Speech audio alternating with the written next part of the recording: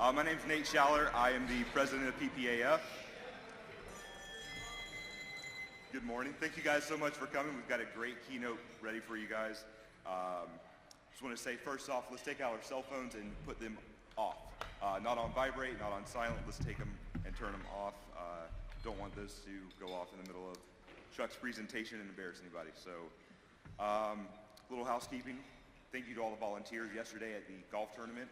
All the volunteers that helped us set up that expo on the loading dock. We really couldn't do it without you guys, and we appreciate you. So from the board to you, thanks so much. Let's see. We've got Chuck Fandos up here, ASI Person of the Year 2016 and Facilis Group CEO. So I'm not going to sit up here and jabber too long, so give it up for Chuck.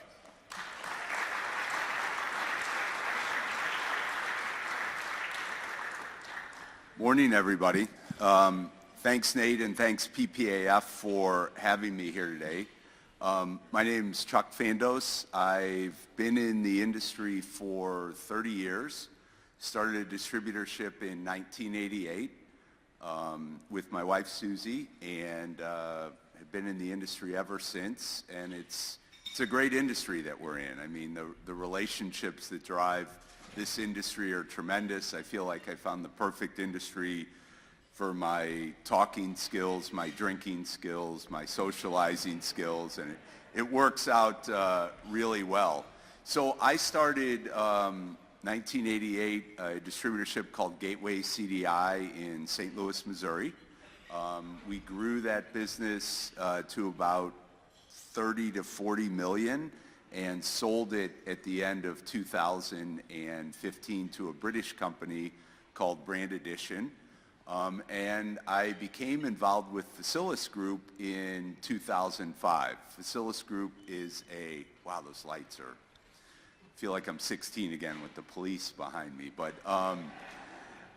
so Facilis Group is a group of 130 distributors in North America, Canada, and the U.S., who share three things. One is technology platform, two is supply chain or buying power, and then three is the community of sharing information with each other, and I think the community is the strongest. Have several of our Facilis partners from Florida here. Thank you guys for being here, and dinners the last couple nights. It's been great to be here. And Facilis Group has grown and grown. I remember when I first started, we had events where we'd take 8 people out in a minivan, and now we have events with 800 people there. So it's been fun to watch, and to watch the industry grow and change, and that's what I'm going to talk about today. One other thing, probably most important, I've been married for 32 years to my lovely wife, Susie. We have 3 great kids, 28, yeah, thank you. 3 kids, 28, 25, and 23, and they live all over, and we get to see them a lot, but we wish they were home. But anyway, thanks for having me here today, and thanks for all of you getting up early. I wanted to talk about our industry and how it's changed, or it feels to me like the pace of change is, I'm going to move around a little bit. The pace of change is faster than it's ever been, but in a lot of ways it remains the same. So I'm going to talk for 20 or 25 minutes, and then I'll take any questions that anybody has about it. So let's kind of dive in. Where are we today in the industry? In other words, maybe what's changed, what hasn't changed. The first thing is kind of hard to read. The margins are steady. When I started in 1988, margins were 35% generally in the industry. Today they're 35%. There's been a lot of talk about margins. There's a lot of pressure on margins, but I think the margins have stayed the same. What has changed is all the other expenses that distributors and suppliers have. And again, I'm talking about distributor margins here. I think supplier margins, Wayne, are what, 200%? Something like that? But you know, healthcare's gone up, a lot of other things have gone up, but margins have remained the same. The supplier-distributor relationship is fundamentally the same. There's been a lot of talk of are there going to be these massive mergers where distributors buy suppliers or the other way around. I used to think more of that was coming. I'm not so sure that I do anymore. I think that the supplier-distributor relationship is strong and isn't going to be changing too much. And I think that if you're a distributor, sales rep, or owner, you have to think that that supplier is at least as important to you as your customers are. That relationship is that strong, and we need each other, and it needs to be that symbiotic relationship. I think the value proposition of promotional products, as we have across the top there, I think the promotional product itself, the pen, the coffee mug, the hat, is stronger than ever. I think that digital technology and digital ads and everything that goes on our phones and our computers has made people long for, give me a product that I can understand. Let me advertise with a product. People remember when they get promotional products. They remember where they got it. They keep them in their office. They keep them in their home. And I think the promotional product itself is stronger than ever. Digital ads, people ignore them. There's a lot of noise going on there. So I think we're old school, and I think that old school product is as strong as ever. So you've got to think about what's your value proposition. Why should someone buy from you? If you're a supplier or distributor, what differentiates you from others? And I think a lot of times we think of the value proposition as my company outward. Oh, we do this, this, and this. Don't think of it that way. Think of your customers, whether they're distributors or end users. What are they looking for, and how do they look at my supplier or my distributor?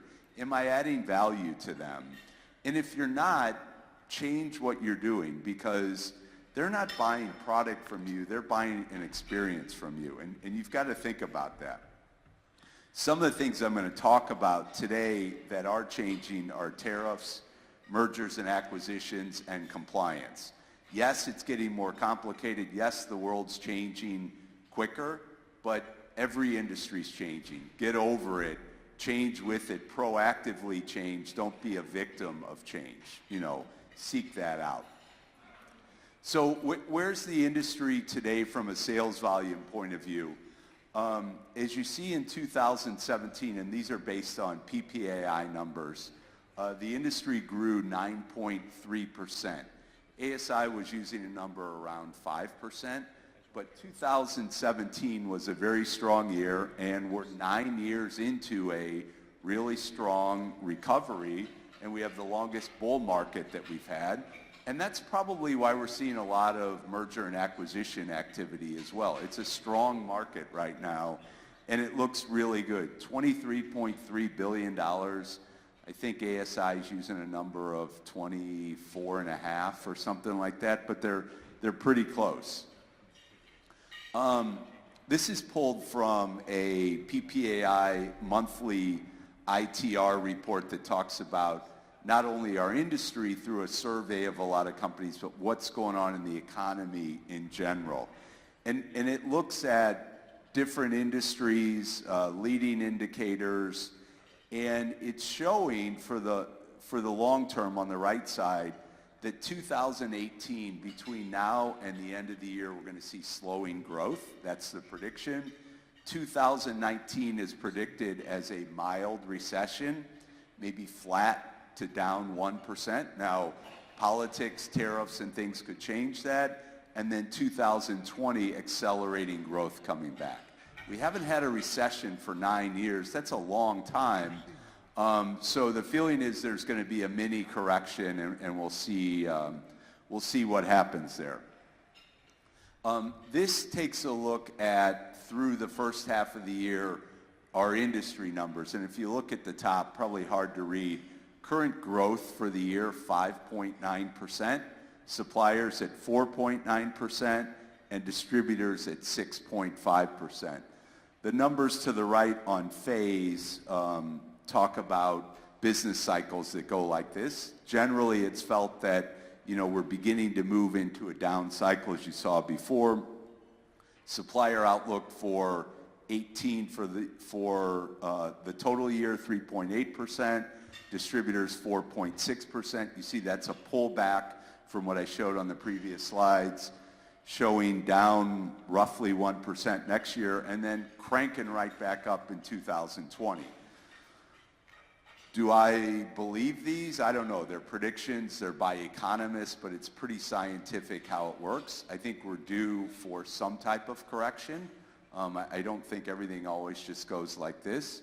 And that's where we are. So the key is, if you're a supplier or distributor, what are you going to do with this information? And it leads me to believe that as you look at 19, you want to think about, how do I improve my value proposition? Because the market's not going to be growing. If I'm going to grow, I'm going to need to pull market share from somebody else. So what am I going to do, or why are people going to want to buy from me over others, so that I may want to grow 10% next year when the market's flat? So I think that's something to think about. So let's talk about change today. And I talked what's changing, and it does feel faster than ever. I imagine that every industry feels faster than ever. Every human being who has a smart device in their pocket feels like the world's moving faster than ever, because it is. I think I read a statistic that we receive more images in our brain in one day than people in the 1880s had for their entire life. So we just have to absorb a lot of knowledge, and it just feels like the pace has really picked up. But what's driving change in our industry? Technology, demographics, compliance, mergers and acquisitions, procurement departments, and company cultures. And I'm going to go through each one of these individually. So if we look at technology, I think a lot of people are fearful of the four-imprint factor, that technology is going to replace the salesperson in our industry. I don't buy that for a second. I think they work with a certain segment of the market. I think technology needs to enhance the relationships that sales reps have with their customers, not replace them. Thank you. I think people make too much of that. You need good technology, but as Warren Buffett would say in the stock market, value always mattered and always will. I think in our industry, relationships have always mattered and always will. So there's integration going on. Promo Standards is a industry group. I'm actually lucky to serve on the board with a lot of key folks on trying to come up with a standard language where suppliers and distributors can communicate on orders. We need to cut back on order friction. 50% of orders that go to suppliers are wrong. They don't have a color on them. The price isn't listed. There's no artwork. We need to get better with that, because in the world of Amazon, our clients aren't going to deal with, mistake after mistake. And we can solve that. A lot of other industries have solved that. So integration's a big part of it. CRM's a big part of it. If you're a sales rep as either a supplier or distributor, you need really strong customer relationship management software, so you know when you called someone. You can follow up with them. You can see all the quotes you've done for them. You have a reminder that says, a year from now, follow up on the big event that I did. It's really changing in technology, and if you're still working off a Post-it note system, you're probably falling behind. Real-time information. You need real-time information, and your customers need real-time information. If you don't know what your sales were yesterday, you're in trouble. If you don't know what's in the pipeline on orders you need to write, you're in trouble, because that real-time information ties to data. Clients want data more and more, and data is power. I would imagine that in 5 years, we're going to have some artificial intelligence in our CRMs that are telling you these are the types of customers to go after based on your data. These are the kind not to go after. And data is king, and we're moving more and more in that direction. And centralized tools. You know, you don't need a series of notebooks. You don't need all your Post-it notes. You need one place that you can access from anywhere to get all the information you need. You can check your appointments. You can check the quotes you've done.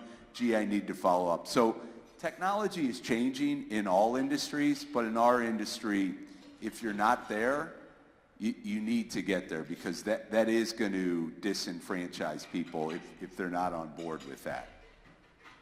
Demographics are changing tremendously in our workplaces and in others. Now, I see this as a strength, not a weakness, and you hear the terms, you know, baby boomers and millennials. Millennials is not a bad word. Millennials, it brings, you know, millennials bring a lot of energy. They bring new ways of looking at things. And by the way, guess what? If you have millennials in your organization, who do you think your customers are more and more? They're more millennials. So you need to understand that, and there needs to be mentorship, but mentorship works both ways. And there are people who are young who think old, and people who are old who think young. Start communication and have conversations and understand what those generations are like in the workforce. And understand your customers. Who are you dealing with, and what are their expectations? Again, the longer I'm in this business, the more I think we've always said, well, here's what we do best, and let's project it outward. Let's ask what our customer wants and give them what they want. That's the best way to go. Social media. I don't think you can measure how much social media brings into your business, and I don't think we're selling coffee mugs off social media, but it's an important element for potential customers to look at, for potential employees to look at, and you need strong social media. You need mentoring in both directions, and the workplace is getting younger fast. Millennials and Generation X are now a larger part of the workforce than baby boomers and others are. And you've got to recognize that the world is changing, and change is good. If you dig your heels in, it's not going to end so well for you. Compliance. This is an area that seemed to be slowing down with the change from the Obama administration to the Trump administration. The Consumer Product Safety Commission has 3 members, 2 appointed by the majority party. So it flipped from Democrat to Republican.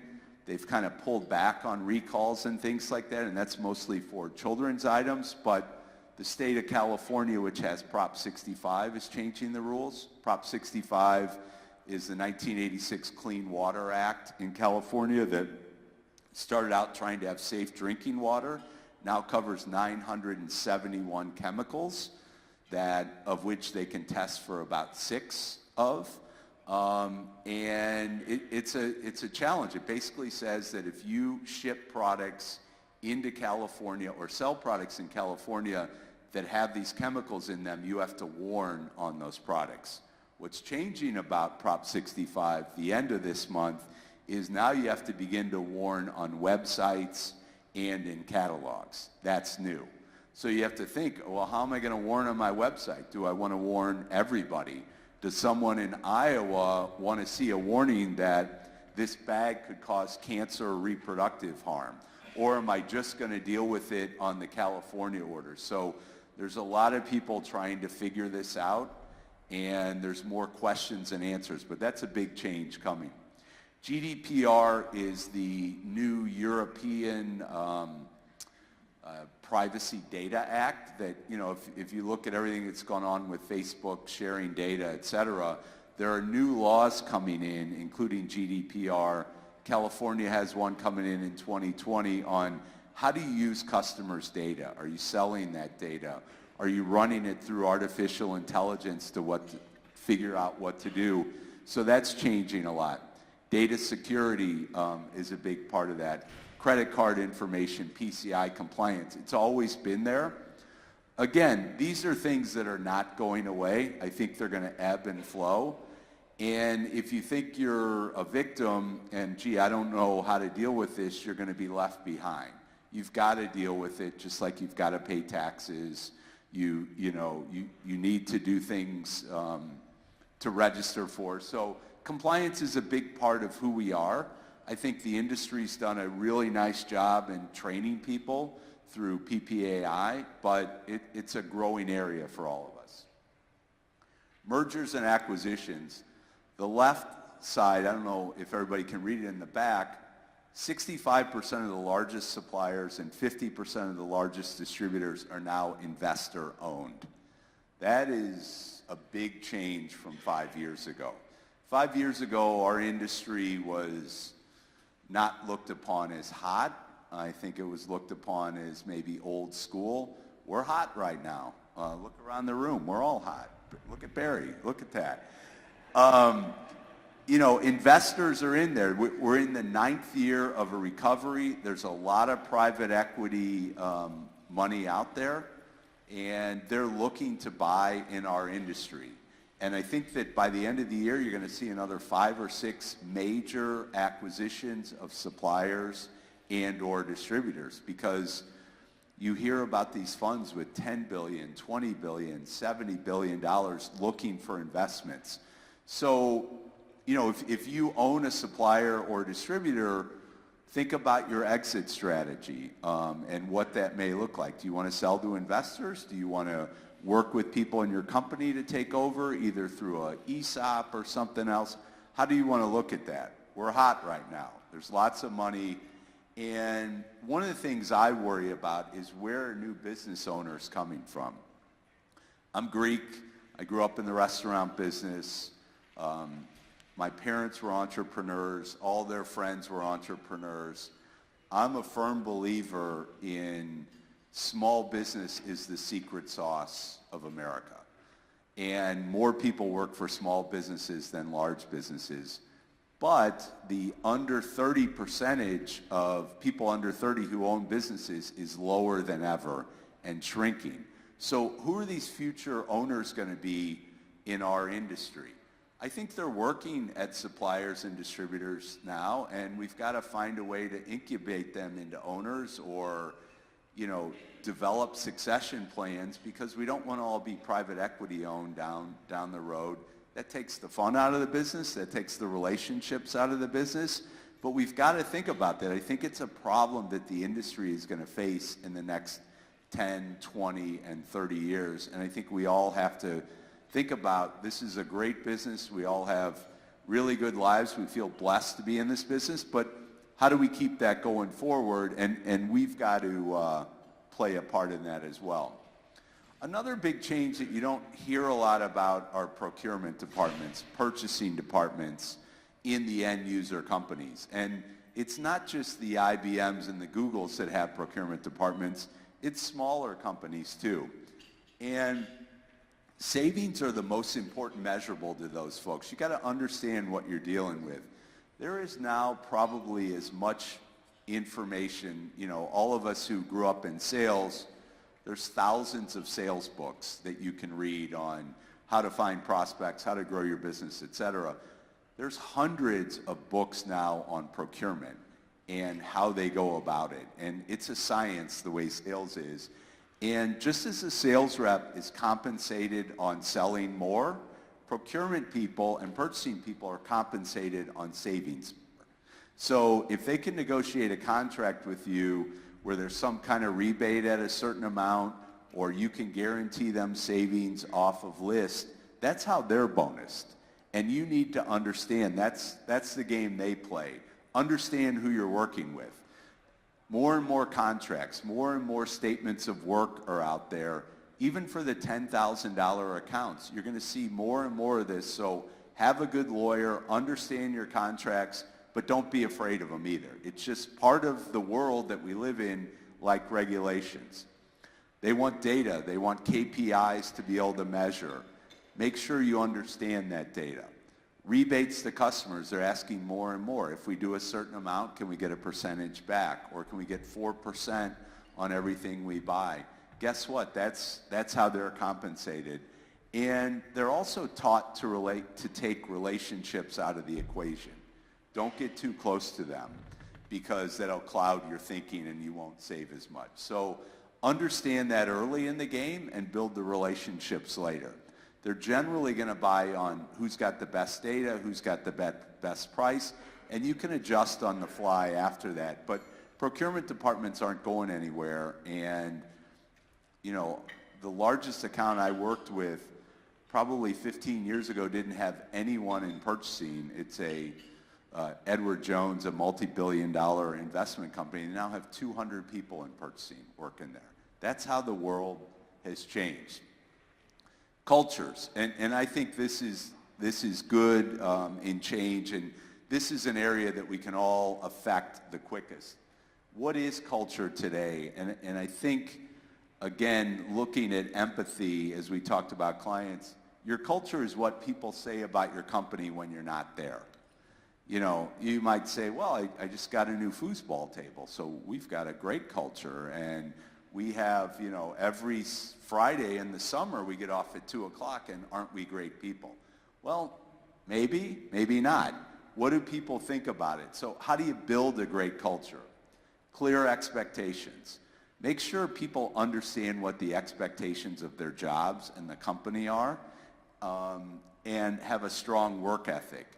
Doesn't mean that great culture says everybody's going to work 4 hours a day and they can wear flip-flops every day.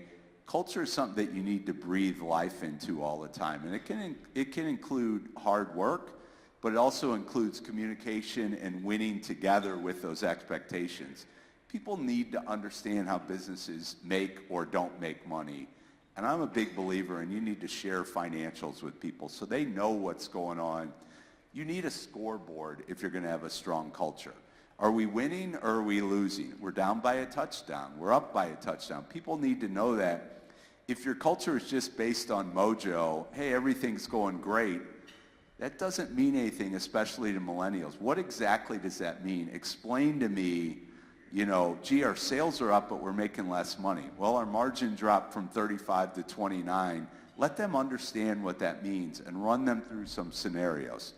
Be honest with your folks. Communicate. Invest in your people. It's a tough job market now. You see employment's at a 20-year low. When you find good people, you got to keep them. And you've always got to be looking for people. You can't dabble in hiring great people. You've always got to be looking. Stay the course. If you have a good culture and you have a bad week, don't throw it away and change everything. Stand up for what you believe in, be vulnerable, be honest, and go, yeah, I'm having a bad day, and leave your ego at the door. So culture is a big part, and that's the biggest change companies can make right away, is to change your culture. So, with all that said, all those changes, how can you succeed as an individual or a company? First of all, relationships matter, and relationships are best when you sympathize or empathize with the other side. What do employees think that I work with or work for me? What do my customers think? And how can I build stronger relationships? Because anybody who has strong relationships has great friends, great marriages, and great success in business. So do that. Build a great culture. Would you want to work for the company you work for? Is it a good place to work? Is it not a good place to work? And a lot of times people think, oh, it's a great place, but when you look at it that way and go, would I work here if I was 20 years younger, 30 years younger? Yes or no? And ask people about it. What's your value proposition? Why should someone buy the hub pen from you, the Javelina that sells 30 million a year? Why should they buy from you over someone else? What's your order experience look like? What's your value proposition? Outwork the competition. I think some of the things that get lost with technology is you don't have to work as hard. The people who work the hardest, who grind, as I would say, are the ones who are successful. The ones who are in there on a Saturday morning when they need to be, who are looking over their numbers. That doesn't go away, and that's something I think people don't realize. But if you outwork the competition and outthink, you're going to be successful. Have creativity, have great technology, and live and lead in the moment. Forget about yesterday, think about tomorrow, but live in the moment. So those are my thoughts on where we are with the industry today, and I wanted to open it up for any questions anyone has. Yes, sir. So when you started your company, it was just you. At what point did you sort of start adding on part-time and/or full-time labor? So the question was when I started, it was just my wife and I. When did we decide to add people? I think that's driven by your clients and your business. That you go through this. When you start a company, you're doing the payroll, you're writing the orders, you're sending the orders into the suppliers, you're following up, and as you grow, you begin to add things like who's going to process the orders, who's going to do the art, who's going to do the payroll, and I think that your financials dictate that. And then you have to look at the opportunity costs and say, if I had more time by spending X to hire someone, what do I think I could do, and set goals and set a scoreboard so you know if you're succeeding. If you bring on someone at $40,000 and you bring in another $150,000 in gross margin because of that, that makes sense. If you bring someone on at $40,000 and add $10,000 more in gross margin, it doesn't make sense. So have a scoreboard, and I think your clients kind of drive that. Other question? Yes, sir.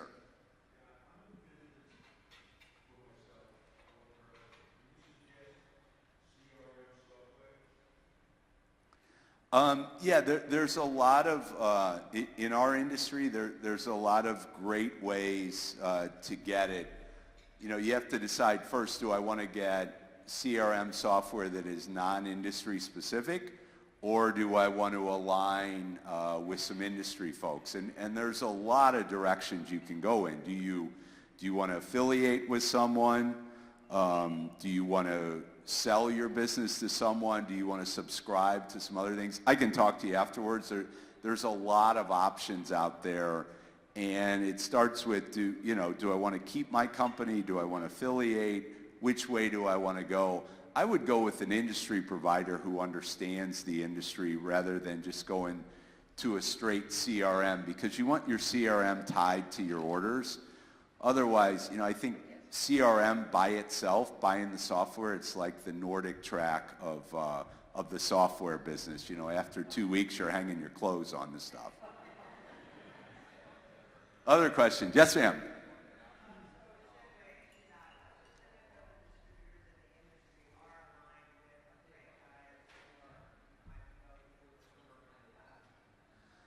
Okay, so the question was, what percentage of distributors in the industry are aligned with Facilis, Geiger, I Promote You, Proforma, et cetera, et cetera? I don't know, but I think there's a trend going on with some of these changes in compliance and technology that you're going to see more and more aligning to stay competitive. Depends on your customer base. It depends what they're asking for. Depends what your succession plan looks for. I'm not saying that you have to affiliate, but I think it's a consideration that you have to look at, because you may not be able to get there as a 1 or 2 person distributor on compliance, on technology, on product safety and things like that. I think as more and more are acquired, I'd say probably, 2% based on numbers, but maybe 20% based on volume, if that makes sense. So if there's 23,000 distributors, maybe 400 are affiliated, but they do 20% of the volume, maybe greater. Not sure. Ray.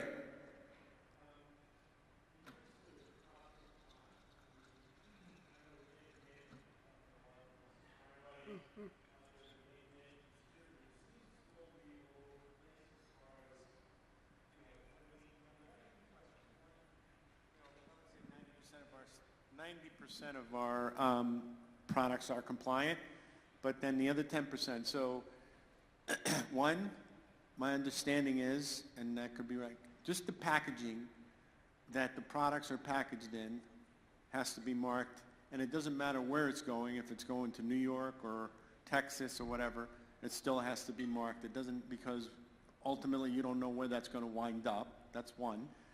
Or does the individual product have to be tagged itself? That's the question. Two questions, one about the states and the other one is about the product versus the box. Yeah, so the question's about Prop 65. I think there's more questions than answers, quite honestly, and we spend a lot of time trying to figure this out. I think either the packaging or the product can be marked. And what it says is any product that is purchased or used in California. So personally, I think labeling every product that goes out with a warning that says this product can cause cancer or reproductive harm doesn't play real well in Iowa, Pennsylvania, elsewhere. And the other thing about Prop 65 that's a real pain in the ass is it is not, the state of California doesn't deal with this. It's a bounty hunter law. So law firms come after companies. They go online, they buy products, they test. And again, 971 chemicals, what they're really testing for now are lead, cadmium, and phthalates. So you're really talking a lot about drinkware, bags. Phthalates are it's a chemical that helps flexibility in plastic. So piping on bags, earbuds that have, plastic things that you plug into your phone, they're made more flexible by phthalates. So it's hard to know. There's more questions than answers. SAGE and ASI are now building that into their product search, but it's very early, and the bottom line is I think 90% of suppliers really don't have any idea if their products are compliant with Prop 65 or not. But I think the industry is going to get there, and eventually what's going to happen is we're going to design products that are Prop 65 compliant on the 4 or 5 chemicals that we know we can test for. So it's going to be messy for a while. No one knows what this new law is going to do, but I think it's something we're going to have to deal with. And I hope we're not in a situation in 5 years that you have 30 states with different regulations that you have to deal with, and we have to comply with Canada and Europe, and it is getting more and more complicated. Another thing that we may have coming our way is sales tax changes. Supreme Court ruling, are we going to have to start charging sales tax in every state when we sell something over the internet? And by the way, what does it mean selling something over the internet? If you email an order confirmation to someone, did you sell it over the internet? Do you have to charge sales tax in 50 states? So again, you can freak out about all this stuff, or you can say, all right, I'm going to try and learn and figure it out. PPAI does a great job on Prop 65, but a heck of a lot more questions than answers now on that issue. Other questions? Yes, ma'am.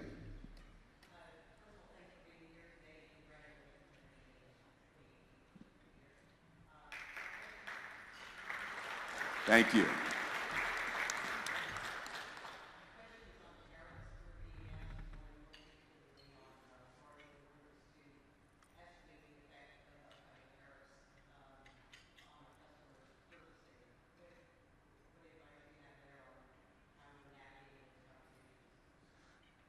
I think right now there's so many unknowns. I think the proper way to deal with your customers is to say, this is the price as I know it today. We expect there could be tariffs. We don't know what they are. They could be as high as 25%, but you need to understand that prices could change or they could not change. And they've threatened tariffs first on, I think, 100 billion, now another 200 billion in Chinese goods, maybe all of those products, but it hasn't really started to hit as those goods come in. Remember, those tariffs are collected by the U.S. government, the freight forwarders. So the mechanism is there, and what people don't realize is there are tariffs today on a lot of products we sell that have just been baked in for so long that on bags you might have a 15% tariff, it might go to 25%. So we don't know exactly. They haven't gotten specific, and they haven't really started enforcing. But clients need to understand that you just don't know and you can't eat it. And I don't think we can expect suppliers to eat another 15 to 25% of cost. Hopefully we'll have clarity as we move forward, but not to be political, this administration has a little trouble with clarity, I think. I'll just leave it at that. Yes, sir.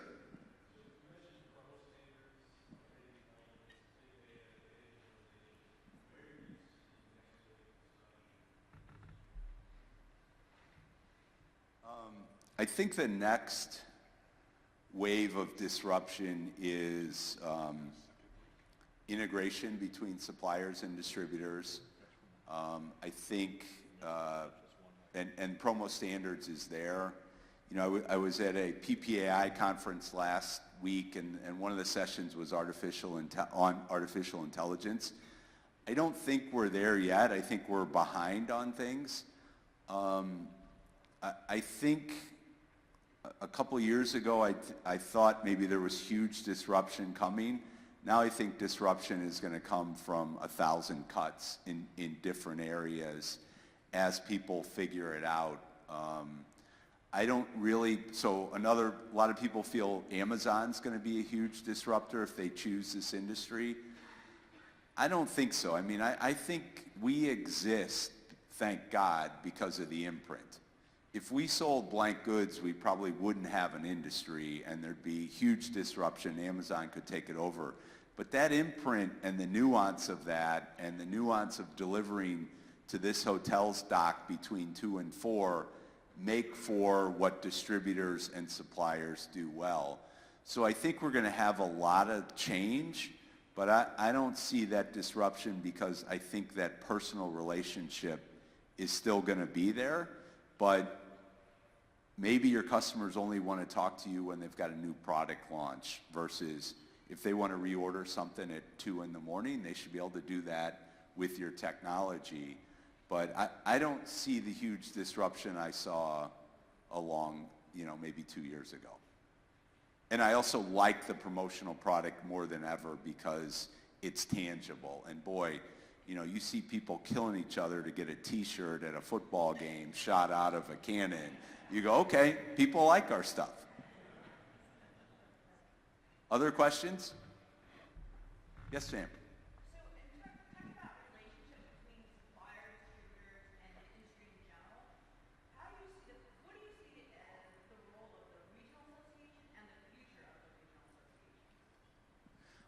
association? That's a great question. I think that the regional association has had the regional associations have had some challenges in the last 5 years with the fact that ASI has gotten into the show business, EME events, that there's more and more events that suppliers have to attend. But I think relevance of the regionals is a big part of it, and I would go to what's the value proposition of the regional. I think it's networking and community first. I think it's mentoring. I think it's education and sharing ideas and having conversations, and also suppliers and distributors working together on projects. I mean, I think as you go walk the show floor, today, yes, you want to look at all products, but you want to talk about specific projects that you have. And that collaboration is there. And I think it starts at the regional level. But I think regionals have to say first, what is our value proposition and what do we want to achieve? And then work accordingly to that. And not just think about how much can I sell a booth space for. And, I think you also have to be aware of the suppliers, and the suppliers are kind of I would say the teat of the industry, that they pay for dinners, they pay for shows, they pay for ads, and they want relationships and they want access, and somewhere in there is the right benefit, and a strong regional has strong suppliers, strong distributors who have a common goal in mind that they're working towards. I hope that answered it. Other questions? Okay, yes. We're pretty much strictly internet, and we are just moving into promotional products. We've mostly been doing printing, and we're considering things like doing videos, YouTubes, and stuff like that. What are your thoughts on trying to reach customer base through that medium? Because we've done email blasts and stuff like that, but in this day and age, when you talk about millennials, that's the way they seem to reach people and stuff. And what are your thoughts on that? I think you should try and reach customers. You should, however you can get to them, and you should experiment. And what works today probably isn't going to work 2 months from now. Video's hot right now. Emails, just mass unsolicited emails, are not hot right now. If you have clients who know who you are and you're sending them specifically an email for something they do, that's great. Videos are hot. People read more. I've seen companies using video to introduce a proposal or to try and set up an appointment. It's so easy to do a video and say, hey, Wayne, I'd really like to come see you. Here's some great products. You have 15 minutes. And you send him, rather than an email or leave him a voicemail, if he even has voicemail, send him a video and you can get attention. Send him a Twitter message. Go on LinkedIn and do it. I think you got to try everything. Yeah. And again, what's the age and the demographic of that person you're trying to reach? There is no one-size-fits-all outreach marketing program. You got to try everything, and you got to juggle. Okay, what time is it? Are we? Oh, okay. I think we're about out of time. One last question, anybody? Or? Okay. Oh, yes. One more. Looking for inspiration, where do you find your inspiration? What book are you currently reading? I find inspiration from the people that I work with. I'm lucky that I've, in Facilis and with suppliers, I've got so many relationships in the industry that I talk to people all the time. Some people would say I never shut up. But I find inspiration in just conversation and being able to talk to people, whether it's a cup of coffee at 6 in the morning or the last martini at 1:30 in the morning. That's where I find inspiration. As far as books go, I think I've read all the business books that I need to read, but I love reading just different things. I recently read a book called A Gentleman in Moscow, which is a really good book about this guy who lived in a hotel for 40 years. And it was just a really slow pace, and there was a lot of detail, and I think we lose things like that. The book Killer Angels, about the Battle of Gettysburg and the decisions that were made. I'm finding more inspiration out of books like that than I am on, a business book that says, here's my premise, here's the 5 things I want to talk about, and then for the next 150 pages, they beat the shit out of you with those 5 things. I've kind of moved on.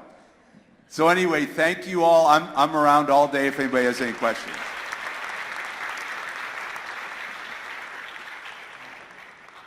I'm not sure what time the show starts. Is it 10? Okay.